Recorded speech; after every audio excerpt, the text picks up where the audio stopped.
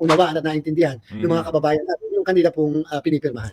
Magandang araw at ito po ang ating panibagong update mga kababayan. Aminado po si Comelec Chairman George Erwin Garcia na bawal itong bilihan ng signature para sa People's Initiative at posibleng hindi ito tatanggapin ng Comelec.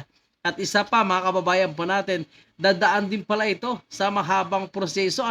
Kasi i-verify pa pala, i-check pa pala kung yung pumirma ay siya talaga. At pumirma ba siya dahil sa kanyang kagustuhan o napilitan lang o alam niya ba talaga ang kanyang pinirmahan ay para sa constitutional amendment. So sa paraang ganon mga kababayan po natin, kung gagawin ito ng Comelec ay mabibisto ang mga kongresista po natin na ang pumipirma ng form na kanilang pinapakalat ay hindi alam, hindi well-oriented sa constitutional amendment na kanilang sinusunod. Signatures na makakala para magsusog ng pagbabago o mag-propose ng pagbabago sa ating saligang batas, dapat po 12% of the total number of registered voters. So ibig sabihin, kung halimbawa po sa buong bansa ang total number of registered voters ay 68 million, dapat po ang makuhang signature sa buong bansa ay 12% sa buong bansa po yan. Ngayon po, kapag ka naman po, ang may requirement din po na dapat bawat legislative district, kung meron po tayong 253 na legislative district, ang dapat daw pong makuha na signatures bawat distrito ay 3% of the registered voters. So, kinakailangan yung pong mag-proponent o yung magsususog nito o yung magpipetisyon, kinakailangan makakuha ng ganung bilang ng signatures ng ating mga botante. Opo, nangangahulugan po na doon sa at least minimum na 12%, dapat doon mayroon 33% sa bawat distrito. Hindi pa pwedeng sa isang distrito 2% lang o 1% lang. Dapat lahat ng distrito 3% na makukuha nila minimum number of signatures ng kanilang mga rehistradong botante, Chairman. Tama po kayo, Sir Ted. So nangangahulugan kung meron tayong 253 districts sa buong bansa, isang distrito lang magsabi at hindi makakuha ng 3% ay failure na po yung petisyon at hindi na po mabibigyan ng due course ng Commission on Elections. Doon ho ba sa inilatag pong panuntunan ng Comelec dito po sa pagsasagawa ng People's Initiative, klaro ba doon yung forma at nakalagay na mga probiso doon po sa papipirmahan sa mga botante?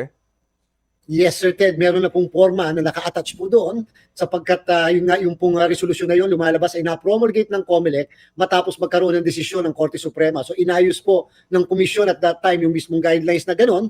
In fact po, pagka po halimbawa, Sir Ted, ang proseso ay halimbawa yung proponent ng isang distrito ay nakakalap, sabihin na natin 10,000 signatures, yung pong 10,000 signatures ay hindi po ipapadala sa amin sa main office. Yung 10,000 signatures, Sir Ted, ay ibibigay sa local Comelec namin. Tapos yung local Comelec namin, Sir Ted, titingnan kung talagang 10,000 yon. Tapos mag-i-issue siya ng isang form. Ang tawag doon natin ay Annex B. At yung form na yon ay isa-certify niya kung ilan yung mga nakita niyang signatures, halimbawa 10,000. Yung pong Annex B na yon o yung form na yon ay i-attach sa petisyon na ipapile po sa main office ng Comelec. Take note po, Sir Ted, maiiwan yung 10,000 signatures doon sa local Comelec namin sa opisina ng bawat election officer namin, munisipyo man yan o syudad.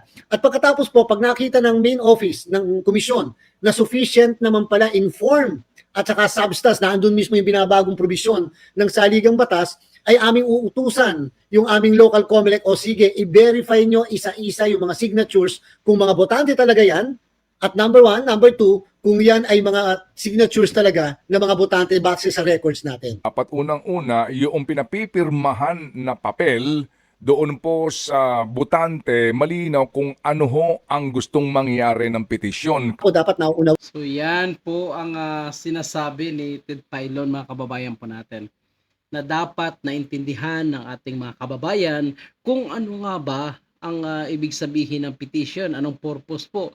Malabo po mga kababayan po natin. Kasi ang kanilang sinasabi, ang pipirmahan ay para maging batas itong AX at tupad at lagi na makatanggap ng ayuda itong mga kababayan. Kasama pa umano ang kanilang pamilya. Ganun ang lumalabas na orientation. Yan ang bidyong nakuha natin, mga kababayan po natin. At ang sabi naman ng iba mismo, base sa interview ng isang TV network, ay ang pag-aakala nila ay para sa ayuda, na makatanggap sila ng ayuda dahil hindi naman pinapaliwanag sa kanila ang form, kundi pinapaperma lamang umano sila ng kanilang pangalan at signature. So ayon nga kay Secretary Abalos, hindi niya ito alam at wala siya umano alam na may nakikialam dito ng mga LGU. Ngunit siya mismo ay aminado na labag ito sa batas at syempre kapag labag posibleng makasuhan ang mga magbabiolate dyan. Ang problema nito, mga kababayan po natin, paano naman itong mga big boss na nag-uutos na madaliin itong signature ng People's Initiative?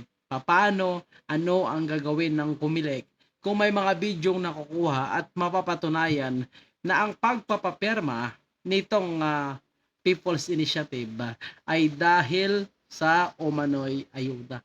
Kahit yung DOH, DSWD, sinasabing na hindi sila nakikipag-associate sa People's Initiative.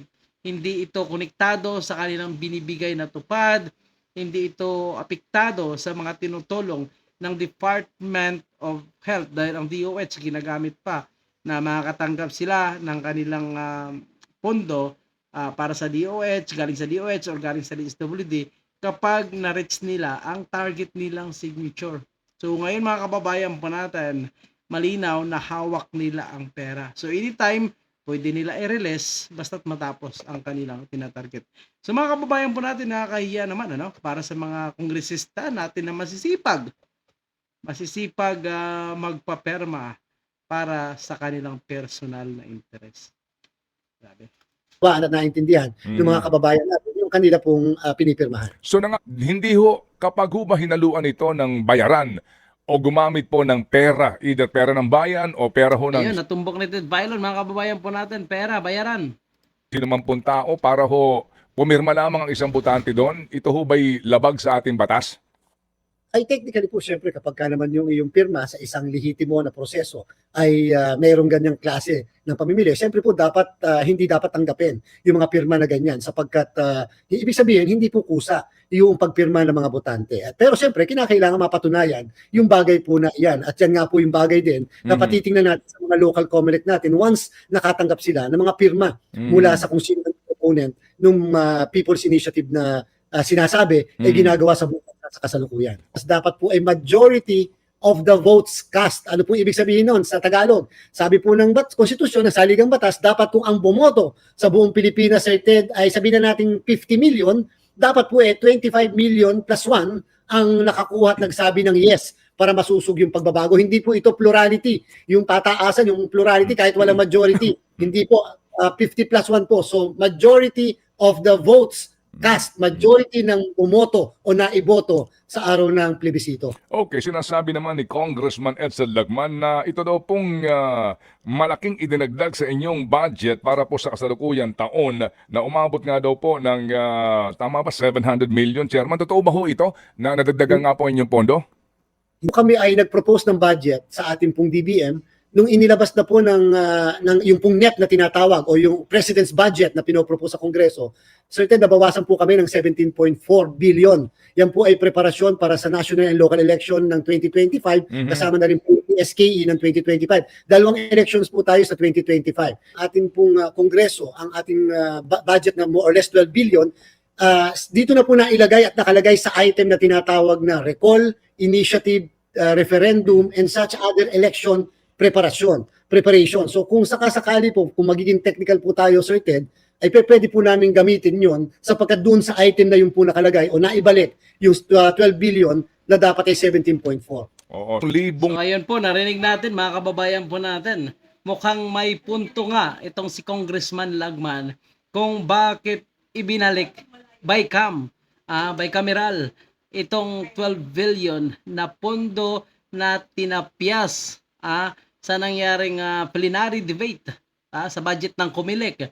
Pero dito sa BICAM na ginawa ay ibinalik ang 12 billion.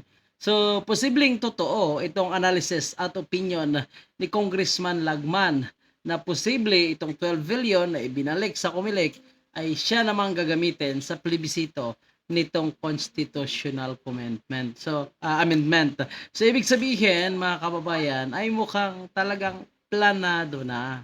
Talagang nakaplano na itong kanilang purpose. So ika nga ang hukus-pukus dito, sinasabi lang nila is for economic amendment. Pagka syempre nakapwesto na sila, napakadali na lang baguhin itong political amendment. So, ganun po ang mangyayari ayon kay Congressman Lagman. Mga pirma ito, 10,000 mga botante, isa lang ho, dalawa doon na magsabi na hindi namin naintindihan ito, hindi namin pirma ito, o kami binayaran sa pagpirma dito. Will that make it void?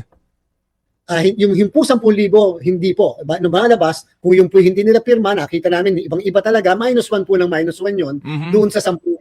Hanggang sa, halimbawa po, ang requirement ng buong distrito, sabihin na po natin, nag-concentrate yung proponent, 10 bayan yan, isang syudad, sa halip na kuhanan ng 3%, yung 10 munisipyo, sa syudad lang nag-concentrate. Kasi maliit lang po yung 3%, take note po. So, isang distrito, base sa saligang batas, ay 250,000 lang po na botante yan. So kung 250,000 tapos ang 3% yan po ay almost 8,000 lamang, Sir Ted. So kung halimbawa po 10,000 ang kanilang binigay sa amin, pagkatapos sa kakatingin namin na hindi pala signatures o kaya hindi naman pala botante yung nakapirmang yan at biglang nag 7,000 po, ibig sabihin kung yun ang distrito, failure na po ang distrito na yon, hindi nakuha yung 3% requirement. Well, hindi makuha yung 3% requirement, pero hindi ho ba kapag po hinaluan ng, ito lang po, theoretical po ito, Chairman, ha? Opo. Hinaluan ng fraud o panloloko, hindi klaro yung pinipirmahan sa botante, at may ganun pong sumbong, isa o dalawa lang, will that make the paper void, ab initio?